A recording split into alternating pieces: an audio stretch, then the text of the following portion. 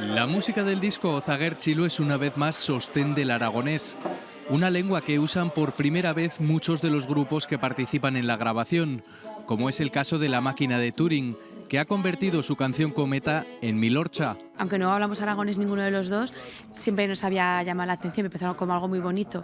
Entonces fue como una experiencia muy positiva ver una canción que ya existe, que se llama Cometa, que es Milorcha en aragonés, como llevada a otro lugar. A los integrantes de Itzorrai no les ha cogido de nuevas.